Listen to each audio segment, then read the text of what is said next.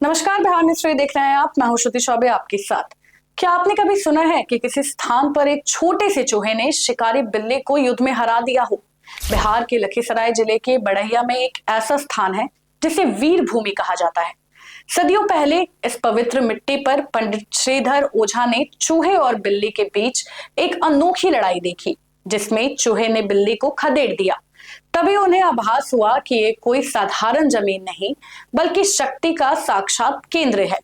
बहुत कम लोग ये जानते हैं कि बड़ैया के इस महारानी स्थान का सीधा संबंध जम्मू के कटरा स्थित मां वैष्णो देवी से है। कहा जाता है कि मां वैष्णो देवी के परम भक्त पंडित श्रीधर ओझा ने ही इस शक्तिपीठ की स्थापना की थी। मां के आदेश पर वे हिमालय की गुफाओं से अपनी साधना पूरा करने के बाद वापस लौटे और यहाँ मां बाला त्रिपुर सुंदरी को प्रतिष्ठित किया। इस मंदिर की सबसे बड़ी विशेषता यह है कि यहाँ किसी पाषाण मूर्ति की नहीं, बल्कि मिट्टी की 5 पिंडों की पूजा की जाती है।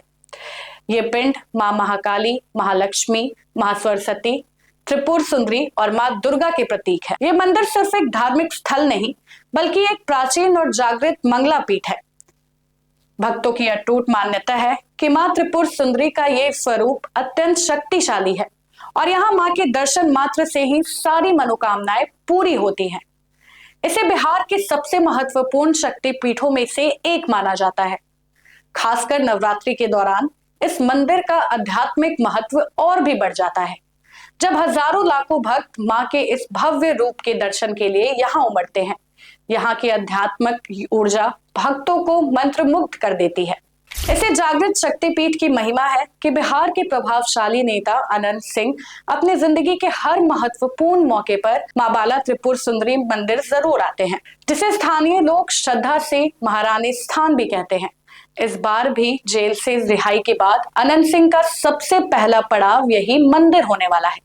24 मार्च को बेउर जेल से निकलने के बाद अनंत सिंह का काफिला उनकी फेमस 3 करोड़ की bullet proof land cruiser ZX के साथ यहीं जाएगा। इस गाड़ी को खरीदने के बाद भी उन्होंने इसी मंदिर में पूजा की थी।